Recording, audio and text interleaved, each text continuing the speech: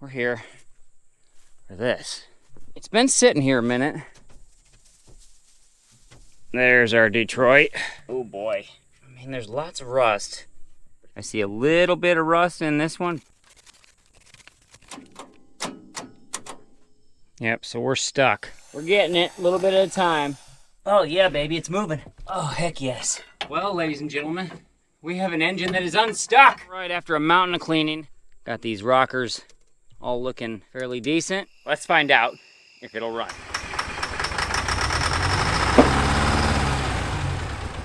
Fire. Comes with its own family. All right, well, that thing wants to run. What the heck was that? I think we just blew a hole in the exhaust. You're fighting the bucket. Something's up with the controls. This one is way more this way. All right, now they look about even. It runs.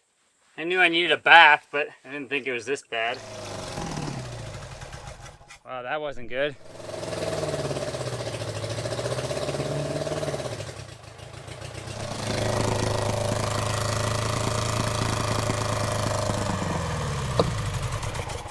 Wow, I've never seen that. I don't have to buy this machine. I could walk away now. I don't know.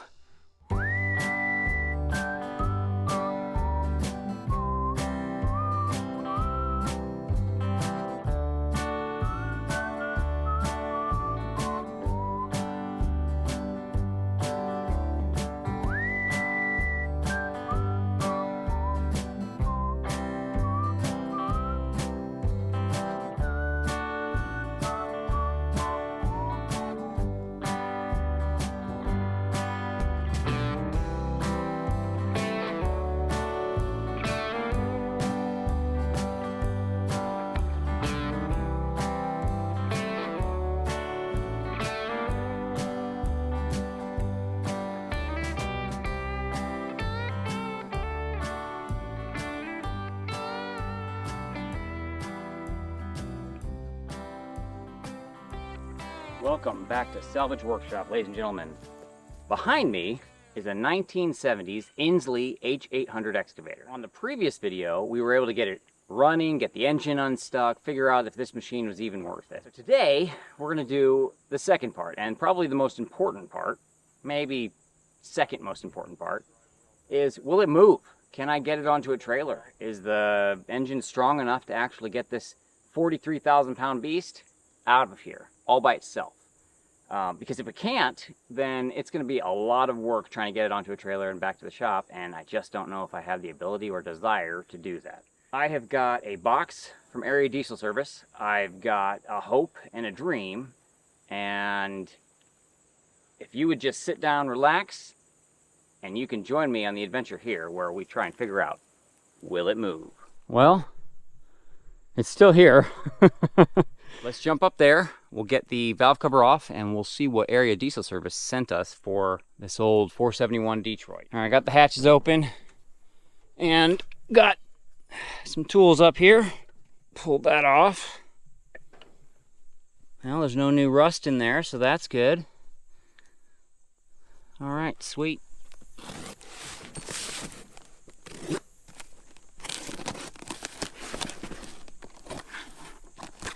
All right, we've got injector lines. We have a valve cover gasket, valve cover rubbers. These are gaskets for the side covers. This should be a new fuel pump. We're gonna wait on that, but that'll be awesome. And then we've got 4 new injectors. So, if you don't know anything about Detroit diesels, they don't have an injection pump. They essentially just have what are called unit injectors. These injectors take the place of the fuel injection pump, and as this spring compresses and this rack moves side to side, it knows how much fuel to send into the engine. And so I think we've got some issues with our injectors. It is literally extremely easy to swap them and replace it. So we're going to start there. New injectors, new injector lines. Easiest thing we can do is throw in these injectors and find out if we've got additional power. I'm not sure if we're going to do all the other gaskets, because really right now I just want to find out if we have enough power to be able to start this engine, build enough power to move, and get the hydraulics working. So big thank you to Area Diesel Service for all their help figuring out exactly the parts I needed for this machine. So if you need help with your diesels, reach out to those guys. They are absolutely awesome, easy to deal with. Let's jump right into throwing these in.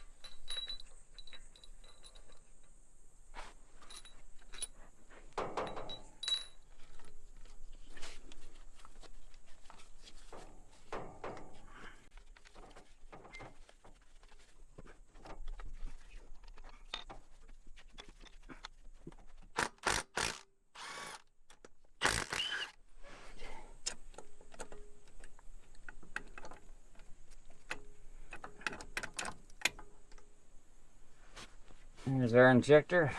Pretty sure these are the originals. It says diesel equipment, GM, N65. Here's our new injector. Still nice and free.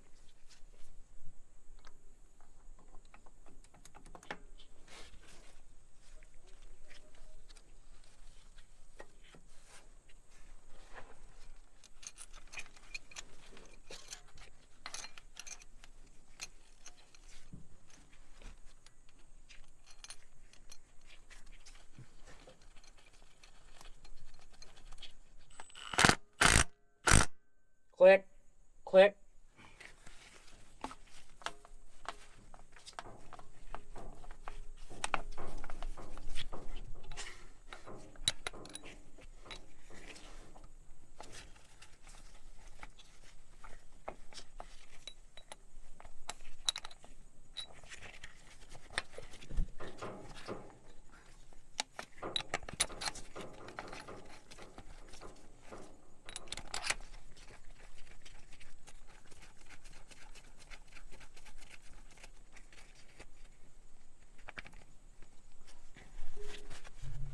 We'll get those tightened down after we get the rest of these out. All right, there we got it. Got all 4 injectors in. Got all new injector lines. I am going to pop open that that governor housing there, and then just double check. There's a spring in there that could be stuck. I'm going to mess with it. As you can hear, they're over there. Air compressor running a nail gun. Down here, Ryan is trying to get some grease into these the linkages for all the controls for the bucket and the steering and everything. So you got to open this like this, push it on, and then pull it like that, and now it's on. Hold it straight. All right, go ahead and pump some. Coming out of the... Where? Up here on the joint. Okay, pump some more. All right. So then take your finger and wipe the rest of that all over, like the sides of it. Whatever's left. Kind of just goop it in there. So that one took grease. All right, we're gonna let him do that some more. And I'm gonna go work on the exhaust. I cut that exhaust because it was completely rotten out, and I'd like to get something on it so it's not like right there in my face. I do have, this is what I brought. This is an old AFE. Basically, it's a resonator, essentially. It's just a pass-through. I could possibly get that one to work. I also have this muffler. And I don't know what it is for. It had a second straight through exhaust pipe there that I welded up. So that might fit with a little adaptation of that. Got some clamps. Hopefully that'll work. Not that it needs a muffler. It's going to be loud. I'm more concerned of, you know, all the sparks and stuff that was flying out. I want that, some sort of a spark arrestor, which the muffler here, the black one, is going to be more of an actual spark arrestor.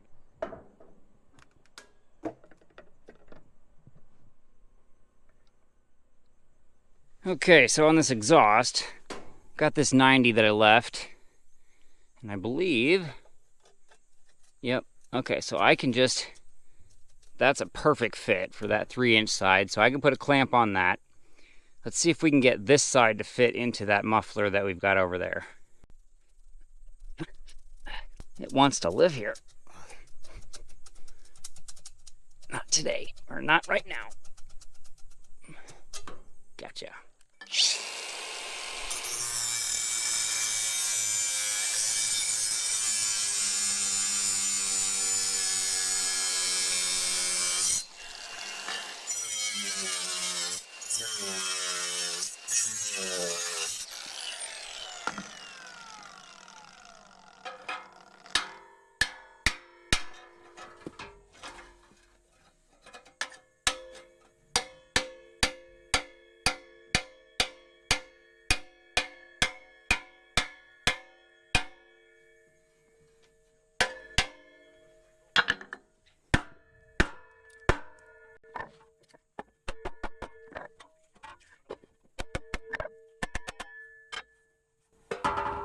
Beautiful.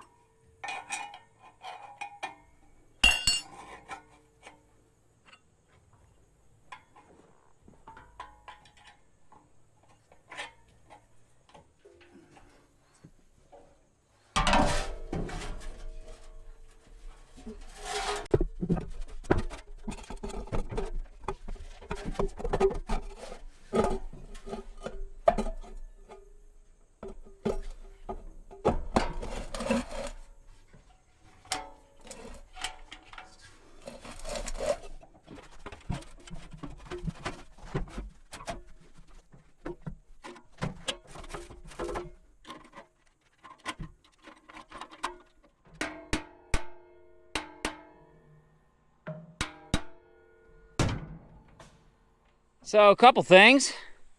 You wouldn't believe it if I told you. Oh wait, hopefully you will, because I am going to tell you. This muffler literally fits the hold down brackets that are original. So it's the exact size muffler. The only problem with it is, trying to get around to move his boots, because this is a little bit long, because it's further that way, I had to, basically to start it, we're going to have to leave this side door open, because the flapper here will hit the door. For now, we're going to have the exhaust coming out the side and not out of the exhaust hole here on the top. The other awesome thing is I went looking for some nuts and bolts to hold this down because there were some missing, and I found the side cover. It was on a scrap trailer. There it is. So that's the cover.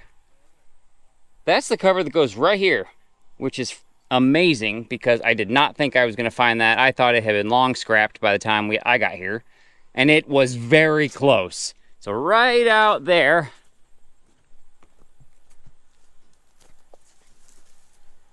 right through there, that trailer is all scrap metal and junk they're getting rid of. And so on that trailer, when I was looking for nuts and bolts, I found the side cover, which is awesome. We went through and greased all these levers,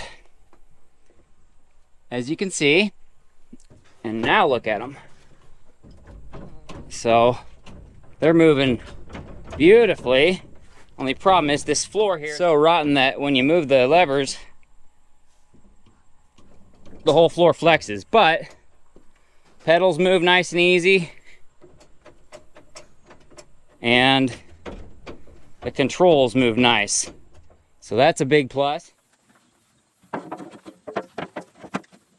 It really is the simple things for me. You know, like finding this cover that's gonna better protect that portion of the machine that I don't have to remake.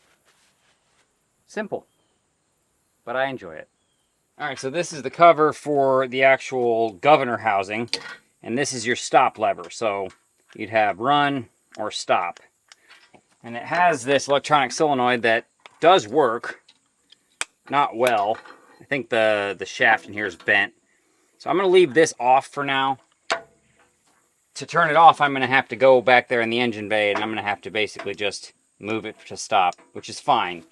What's not fine is the gasket. It is in pieces now, so I don't want to leave it like that. So my plan is to make one. Got this piece here, and I can usually make one with just a ball peen hammer, but got this circle here, so I'm going to basically try and get close to what I need.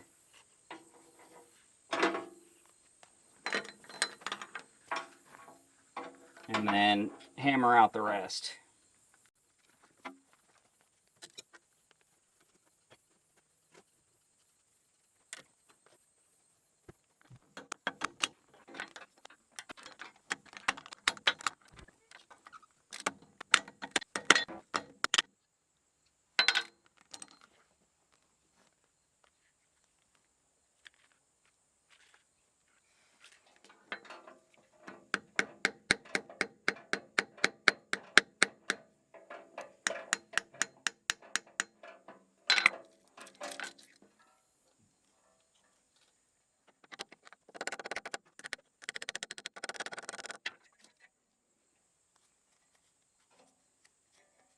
Alright, not the prettiest gasket I've ever made, but I'm not going to cut out all the way around it. I'm just going to leave it this size. It will do the sealing we need, and I'll replace it later. I don't have a lot of time right now. I just want to get something slammed on there, but got all 4 bolt holes open and the 2 pins that get it in the right spot. And then we just basically have our shutdown here. Perfect. That'll work for me for now. Alright, I basically took that whole governor apart, popped the spring out, make sure the plungers were moving, make sure that all of the rods were free. And yeah, so essentially what I said before about moving the throttle and then the governor not working, this arm not moving, was incorrect, because without the engine running, the throttle will not move this arm. The governor has to be engaged and essentially do its job, and then it will govern the RPM wherever the throttle is set to. So with it off, it's not going to do us any good, or it's not going to do us anything that we're going to be able to see. So I'm just making sure everything's free. Pop this on here with our new cover, our new gasket, I mean. And I only have 3 of the bolts because with that electronic shutoff solenoid, it is really hard to get at that bolt, and so somebody lost the bolt that goes back there, and I do not know where it's at. So 3 will do. All right, I'm gonna finish getting this all tightened down, and then we're gonna put some batteries on this baby. All right, we've got the engine all put back together. Exhaust is on. We've greased the levers. We've done a bunch of random things we shouldn't have done and wasted a bunch of time. Now we're gonna try and start it. So let's see what happens. All right, I'm gonna try and start cranking it with no ether. No cranky crank. Ugh. Need to turn the key. Now we should be able to crank it.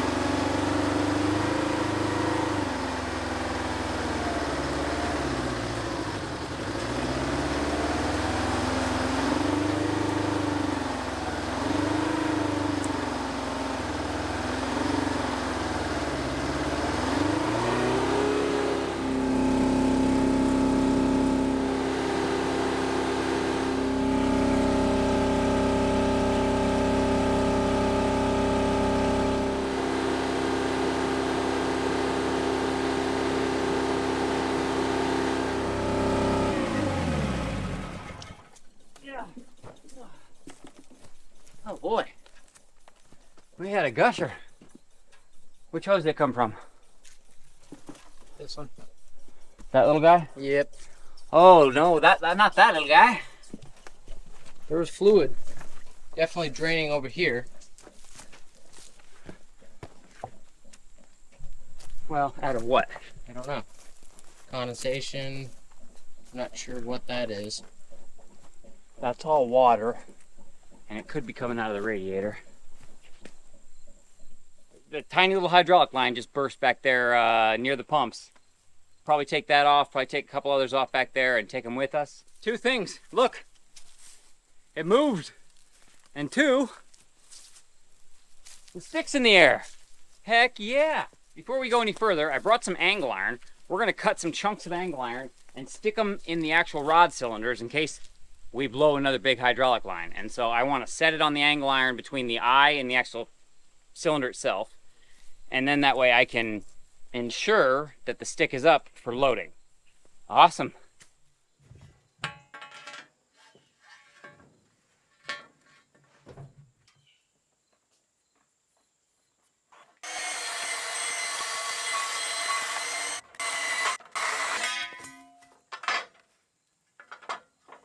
Man, I'm like almost perfect for this second one.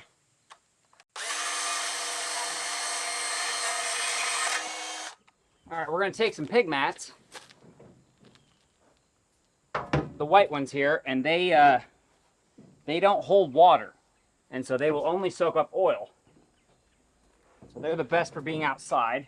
So we're gonna wrap this rod. The reason I'm doing this is to protect the chrome from the angle iron I'm gonna put on it. Shoot, it has already leaked down. Can you give me that bandsaw?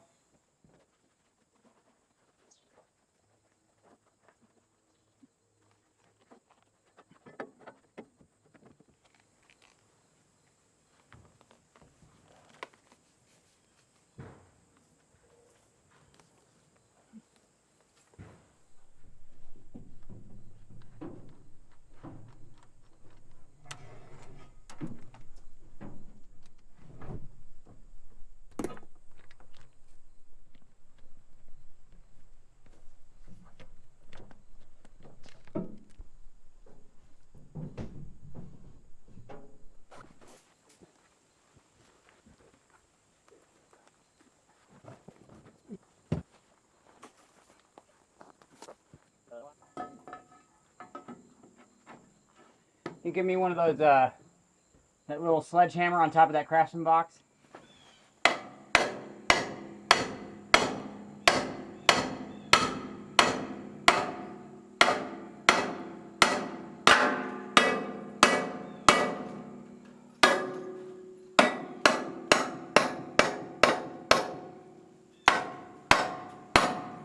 All right, the sun goes down another day here at the side of the old Insley, but the biggest thing that I'm most excited to see is virgin dirt.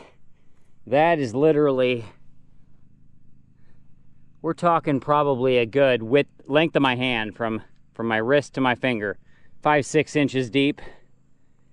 But she drove out, literally drove. We didn't want to turn real well, so I'm gonna have to do something creative to load it. But as you saw, we put angle iron chunks, one on each side, for these lift cylinders to be able to hold the boom up, because we didn't get to do any more today because we blew a hydraulic line, and I don't want to blow this liner, this liner, that liner, this liner, this liner, all of them that look bad. They all are rotten. They all need to be replaced. And so it's up, it's movable. We can load it on a trailer like that. And for now, I know for sure that it's going to come off the ground. We also know for sure it's going to move. So we also have the side cover. There are a lot of things that happened that are good today. Not to mention, before we blew that hydraulic line, that engine started to clean up, really clean up. And I think those injectors made a huge difference. And so, huge thank you to Area Diesel for helping me get that figured out. Obviously, the engine may not be perfect and probably needs work, but it runs enough to build power enough to lift the boom and track. Basic functions to move it from its grave here, where it probably would have sat until it was cut up or drug onto a trailer to take it to scrap. And so now that we have those functions, this thing can move its way back to a new life here at Salvage Workshop. Well, what do you think?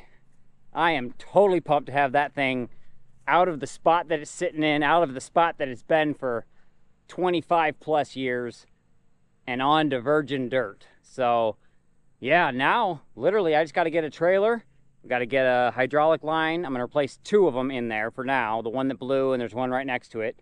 And then get a LowBoy out here and let's get it hauled. Welcome back, ladies and gentlemen. We are here to finally see if we can get this machine on a trailer and back to the shop. All right, so this is an international 175 track loader that I considered rescuing. The undercarriage is just rotten. The engine is absolutely stuck.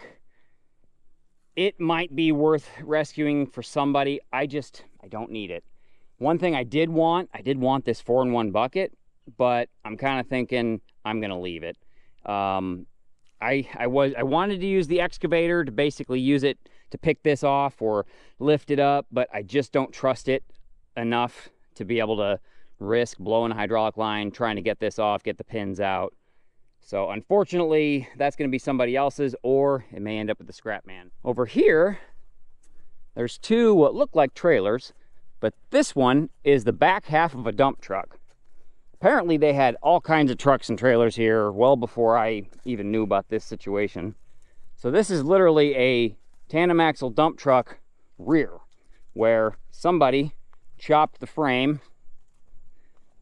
As you can see right there, everything else is there. The axles, drive shafts, the cylinder's still there. I thought about this thing, but the more I looked at it, it is just rotten. There was a truck there, truck here. Now this, on the other hand, this is an aluminum dump trailer, a 5th wheel dump trailer. Here's the 5th wheel plate. There's your hydraulic hookup. Still has the cylinder in there. This, I kind of think I want to try and get.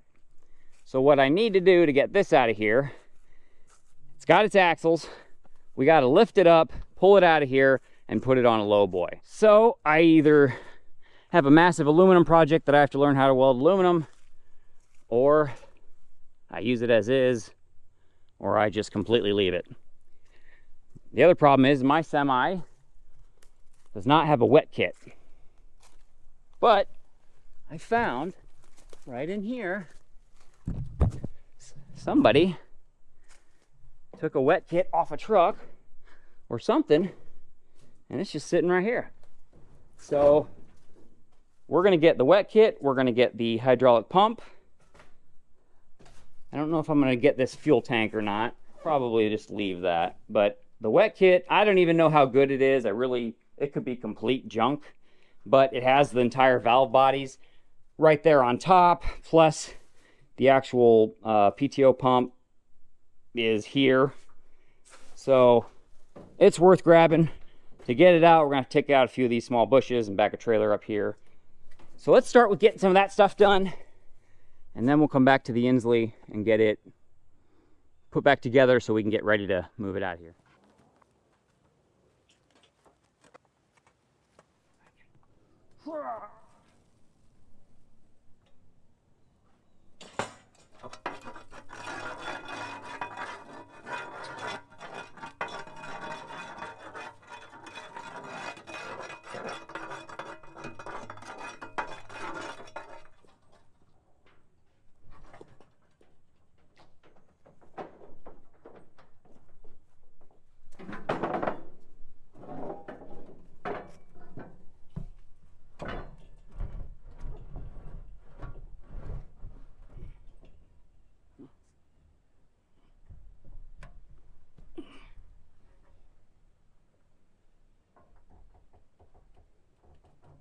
That probably wasn't a very good idea having that between my legs, but oh well.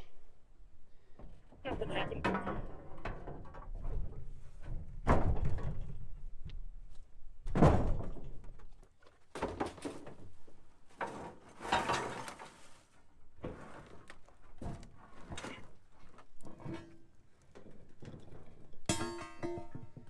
a good chunk of steel right there.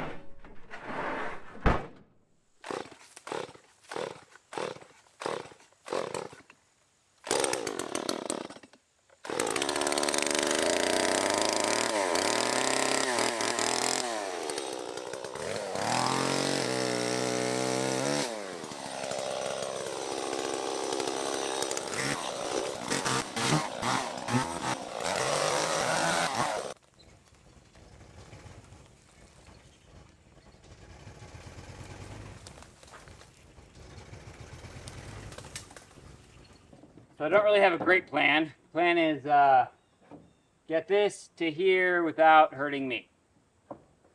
Plan.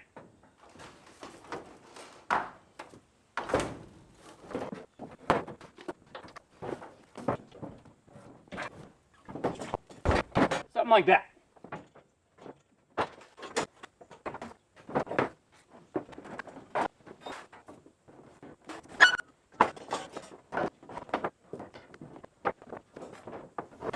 All right, so the more I thought about this, we've got a bolt here, and some wire. And that's all that's holding this side plate on. I don't want to lose it on the trip. We're taking it off. These bolts aren't even hardly in there. There's not the right hardware. It's whatever we could find here. So it's just not worth it.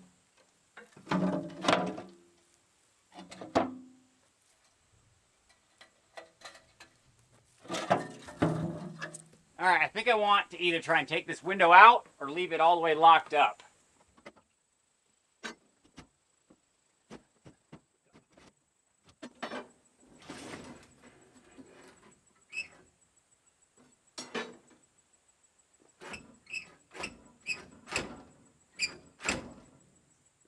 So there's a track right here, and it keeps getting pinched. I'm not sure if the door's out of square or if the actual window is. I don't know. So I'm going to loosen the track, try not to take it all the way off, and hopefully I can get the window out. I didn't bring any Allen impact sockets, so an Allen wrench it is.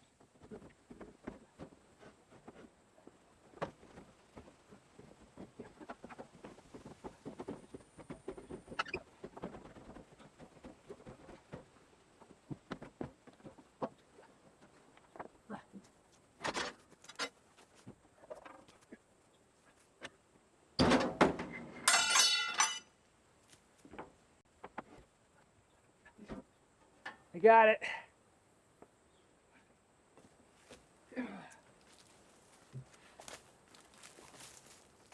That was a bit more of a task than I wanted it to be. And now, that's not going to fall out and break or get lost, or then I got to fix the door. Now, I just have to worry about all the other side covers and stuff. So, but those we're going to leave on, all the doors and things. And day of, we're going to ratchet strap them all closed. For now, I just wanted anything that could fall out and fall off. Alright, so I got a couple hoses made. One for the one that blew, and another one that's close to it. Now, when I first had it made, I didn't notice this right away, but the inner hole diameter on the fitting itself was like half what the original one was. And if you know anything about hydraulics, you got to know that the size of the hole matters. Yeah, I said it. It matters. And so I went back in with those hoses I had made, and the first thing the guy says to me, oh, that doesn't matter. I'm like, yes, it does matter. It absolutely will affect the flow, because you can't get as much through a tiny hole as you can a big hole. I said that too. Okay, let's get these in. And I stuck these little chunks of hose with hose clamps on them and a plug in the end to just be my cap, because I didn't have caps. It looks like it did a great job because there's no oil puddled around it. Probably get some leaking out of this one.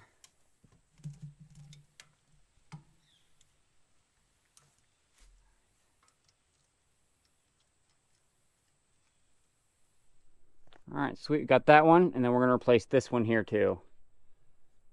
Man, I wonder how long that one is. It's probably not long for the world. I did bring a couple additional hoses that I had laying around. They aren't brand new. These two are brand new. All right, so in here, there's not a lot of lines. We've pretty much got the line that blew, its brother next to it, this small one that goes that way, this small one that goes that way, and then a big one. And the rest of these are just hard lines. I'm gonna get this swapped, and then we're gonna start taking some trees out. All right, here's my path out. So the machine is facing right here. And I don't really wanna mess with that tree, but we're gonna take this guy out. We're gonna take that clump of them out, a couple little ones over there. I don't need to take a lot out, but I need to get these out of the way. This entire area, they're gonna clear all the way back, all the way to the woods, just to have more of a lawn. At one point it used to be a lawn, I guess 30, 40 years ago. So I'm trying to make this as easy, as simple as possible, so that when we load it, we have as little potential for problems as possible, because I just want it to go on the trailer and off the trailer. And then if we have problems at the shop, fine, I expect that. I'll deal with them there. I don't want to deal with them here.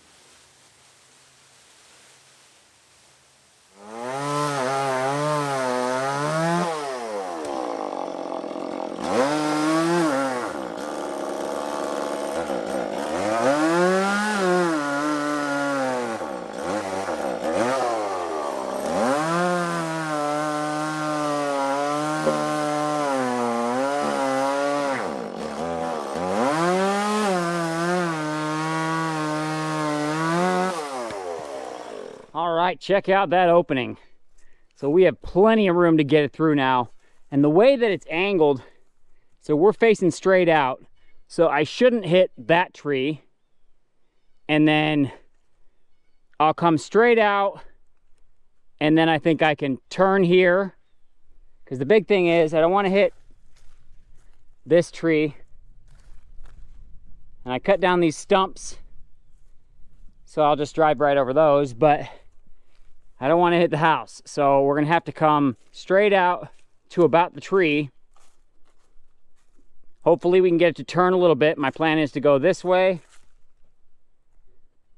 and then turn it into that opening. And I don't know how far we'll go from there. I'm not sure if I'll back it up. I'm not sure if I'm just going to literally park it right in the middle of that opening. I just want to have this all ready to go. So let's get it started. See if the old beast wants to wake back up. And as you can see, the bucket is still in the air. Whether it leaked down or it didn't leak down, which I guarantee it did, it is now sitting on those pieces of angle iron we added. All right, I'm gonna trade my my hat for hearing protection. I have not started this thing with the key. We're gonna try and start it from the cab, cold start. Haven't started this thing in, it's probably going on a week and a half since I've been here. So, see what happens.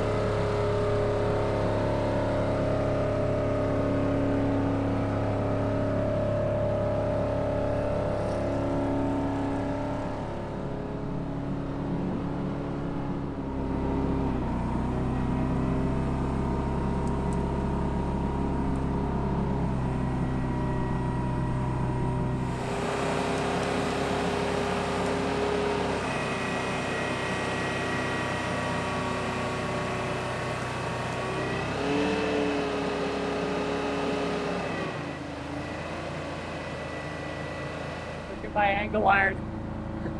Look at this, bucket is down. My angle iron is bent.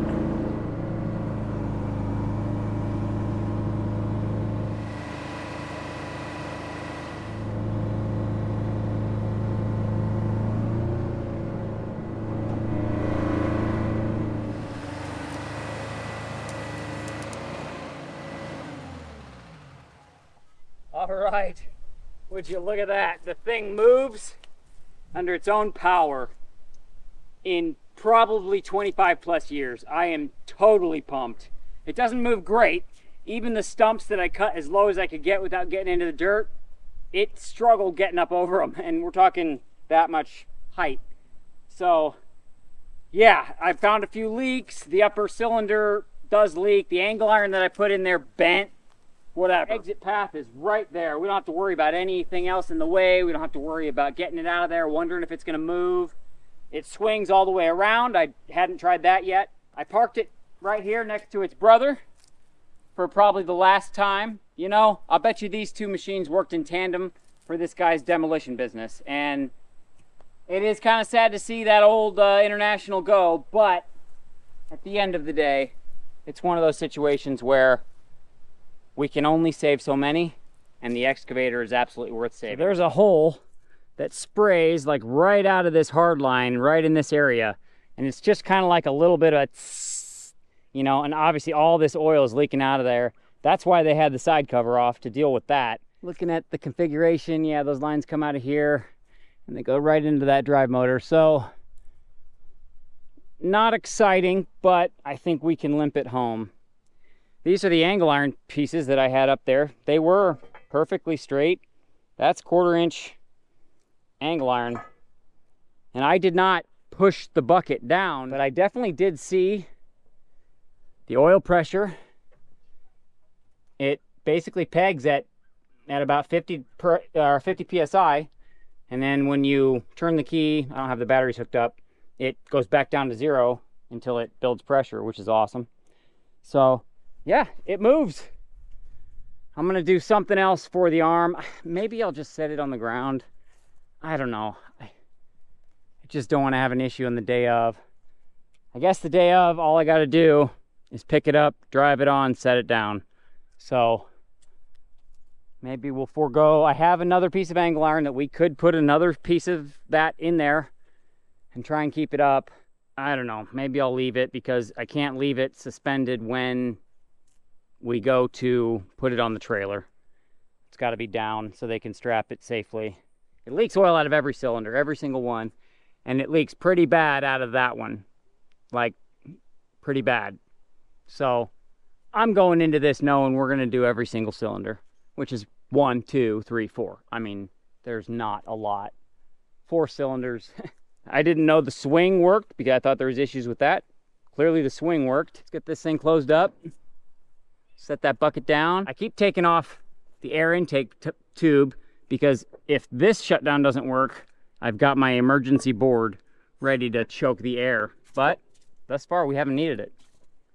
So that's absolutely awesome. I don't know. There it is. The Insley H800 moved out of its hole on its own power, sitting next to its brother, the International 175 with the Draught skid shovel. We got this thing moving and running. Doesn't have a very good engine, but we got it moving, luckily. It's kind of sad to see this old International go, but can't save them all. We have had an amazing time getting this thing running and moving. See you next time on Salvage Workshop with the Insley Excavator. And always, keep watching and take it easy. All right, I'll see you guys when we're moving it. All right, cold start.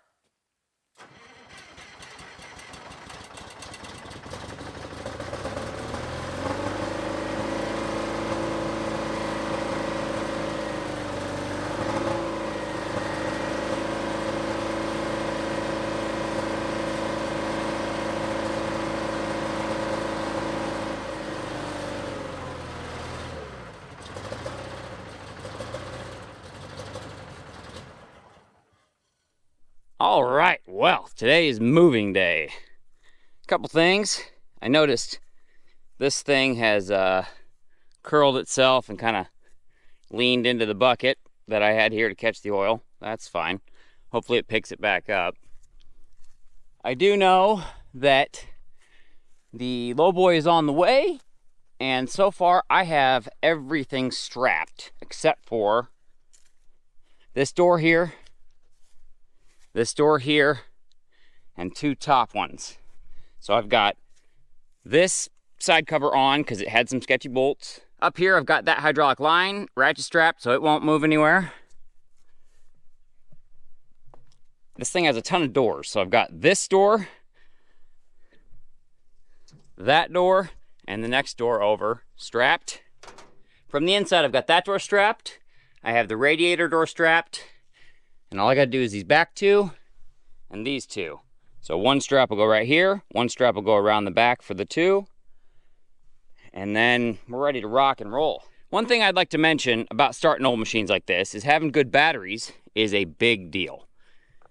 Jump and Carry makes an amazing jumper pack. These things, I don't know how I would do the things that I do without them.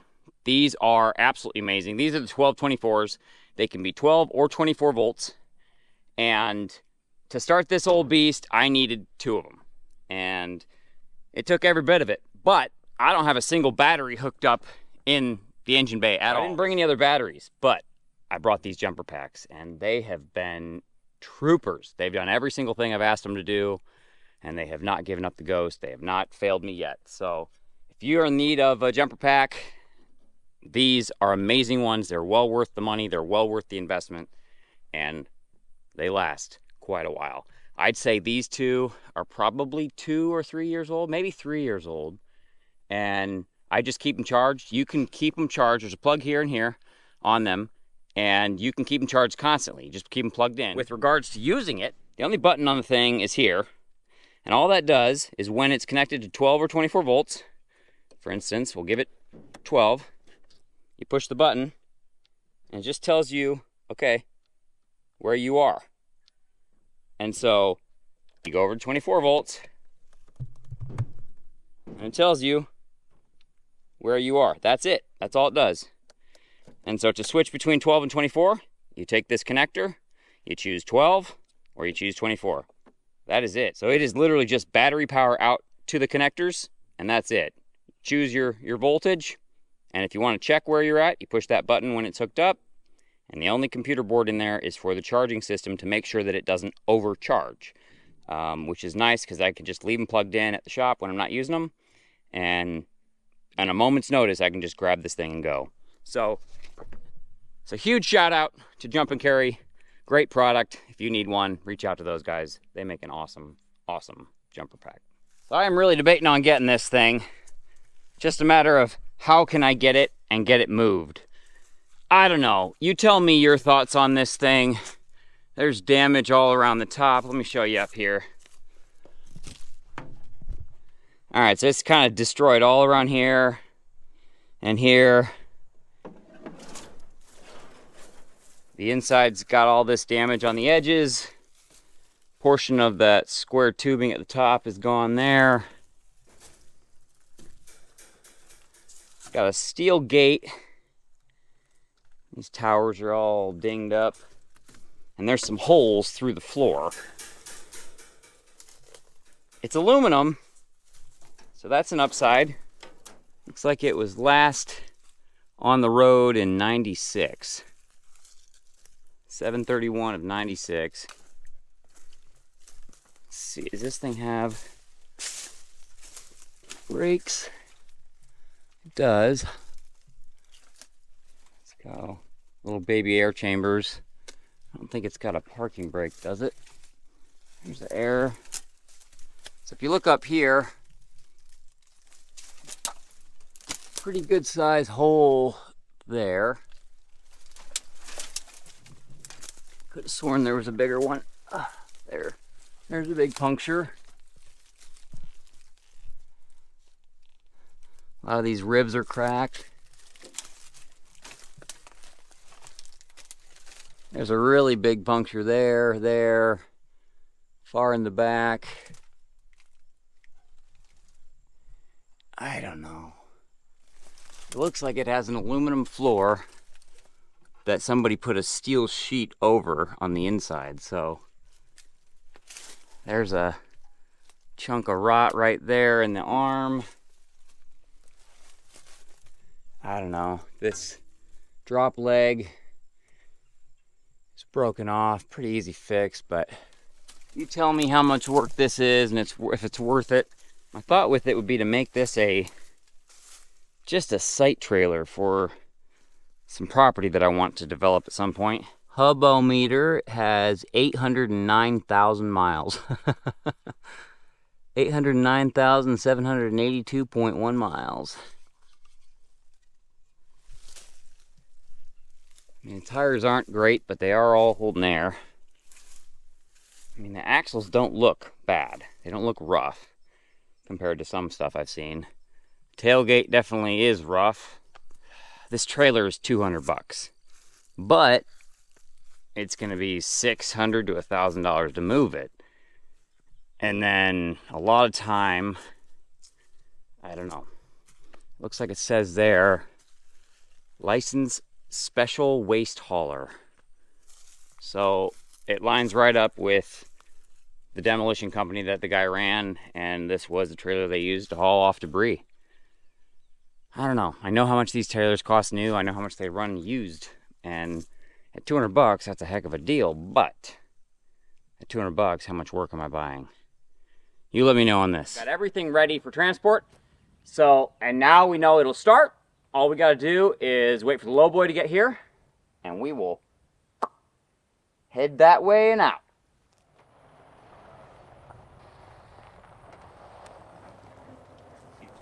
All right, LowBoy's here. This guy's a great driver. He is fitting this thing in where he probably wouldn't be able to in most cases.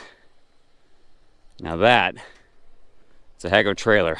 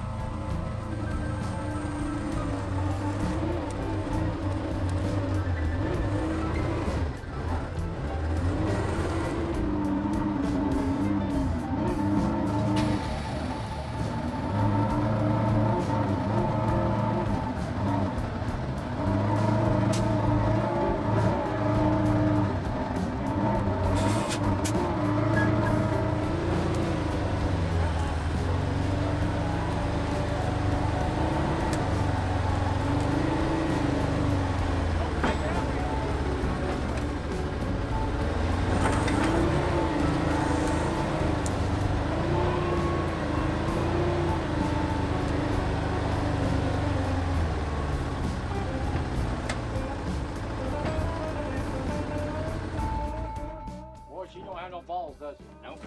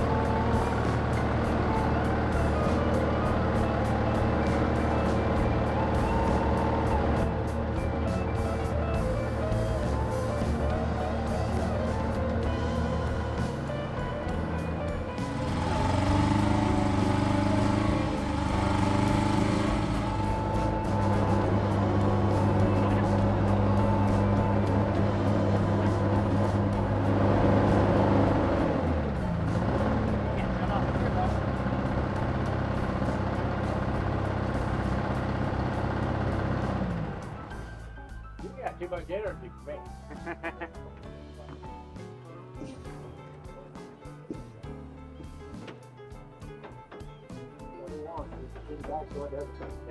Yep, I don't blame you to it. Why I don't have it? Well, more so for like the chain so it doesn't get loose. All your doors, right? I got a couple to shut. Most everything is ratchet strapped closed other than the top stuff. So I'll do that while you're chained in.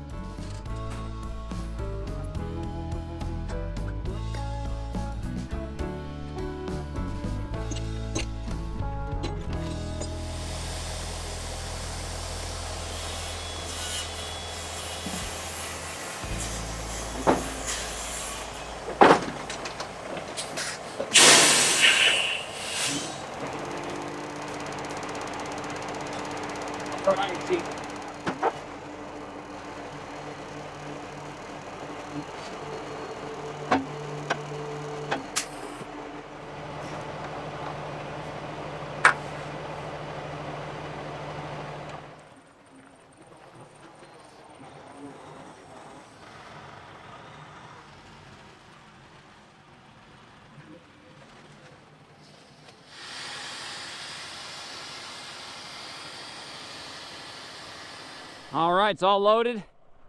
Got it all chained down, got all the flags on it. This is a nice trailer. This is a 55-ton LowBoy. And man, I would love to find a trailer like this. But I had to curl the bucket for the first time. I didn't want to do it at the property until I absolutely had to. But we got her on there, ready to rock and roll. So let's head out.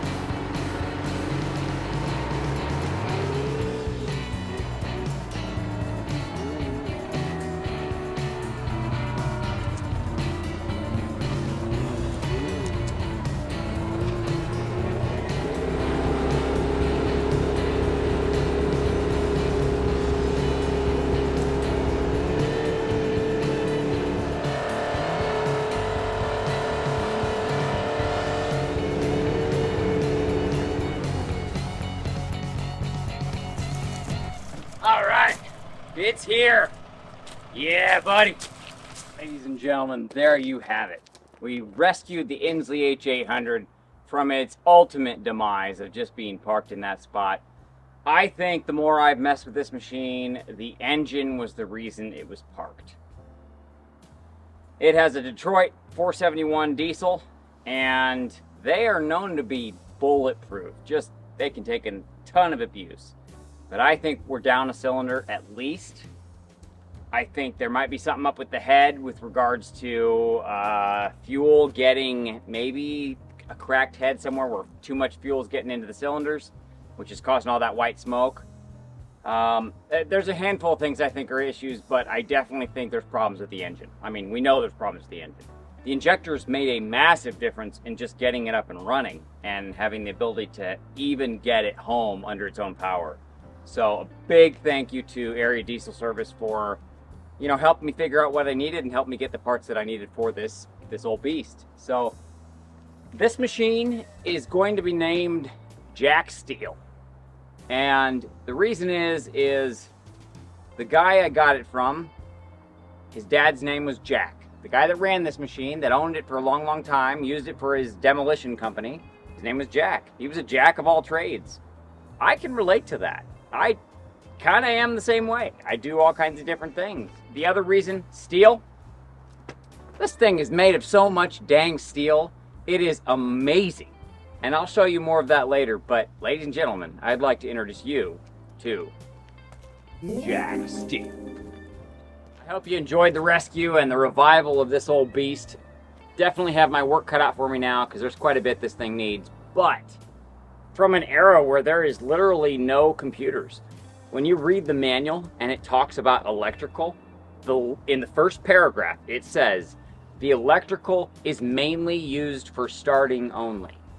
And then they've got ancillary stuff like gauges, lights, miscellaneous fans, like in the cab. All not needed. Totally functional without any of that. I love that about old machines. Plus, not to mention, they were built in a time where overbuilding something was just what you did. You didn't want it to break down. You weren't building a product that was, you know, that an accountant had his finger in, and there's just this massive amount of planned obsolescence. And unfortunately, we live in a time now where everything has a variation of planned obsolescence built into it. And so, not to mention, I just love the history of these old beasts. This is from 1978, probably the pinnacle of Insley's production of anything that they built. They probably put more time and energy into designing this machine than any of their old cable shovels or drag lines. And, you know, their business kind of failed due to a lot of different reasons. Mainly, the landscape was shifting in regards to heavy equipment in the 70s and 80s, and Caterpillar dominated. They absolutely dominated. And Insley is an American-made product. I mean, this is 100% made in the USA. The beautiful thing is that there are no dealers for it anymore. Nobody sells Insley products. But what I've been finding is, in the research I'm doing, is that a lot of the products they used and the parts are off-the-shelf stuff that you can still get. I can still get just about everything I need to make this thing functional. I am totally pumped to have found this machine and saved it. You know, a big thank you to Tim for reaching out and letting me know he had it. This thing is absolutely worth saving, and I am truly honored to be able to be the one. Keeps it out of the scrapyard, and having the ability to give it another life. You know, that's the plan. We're gonna get into the engine, we're gonna get into the hydraulic cylinders, we're gonna get into the hydraulic lines. There's some swing motor issues. I mean, I don't know what we'll come into. We're gonna deal with what we have to deal with, but I think it's worth it. I'd love to know your thoughts. I hope you enjoyed this one. It was a lot of fun for me. I like finding them out in the wilderness. I like finding them literally just kind of abandoned. And I've kind of gotten to the point now where I'm learning kind of what to look for and what to avoid. The undercarriage on this machine is in such good shape. I mean, it is not all worn out. In looking around it, there are leaks, but man, I've walked up to some machines and they're just caked in oil everywhere. This machine's not that way. This machine was taken care of. And I believe it was out of service due to an engine issue and maybe a few other small things. And he just never got to it. Age, life, you park something, 10 years disappears, 20 years disappears, and then somebody passes away. So for me to be able to walk up to this machine, bring it back to life, and get it here where we can actually start taking it apart and putting it back together, I love it. I absolutely enjoy this. This is, you know, they say that if you find something that you love doing, you never work a day in your life. On one hand, that's absolutely true. On the other hand, it's still work, but I love it. So I hope you enjoy the videos. I hope you enjoyed the process of getting this beast here. There will absolutely be more on this machine. Subscribe if you'd like. And I truly appreciate your comments. I read all of them. Thank you from my family to yours. You guys have a great one.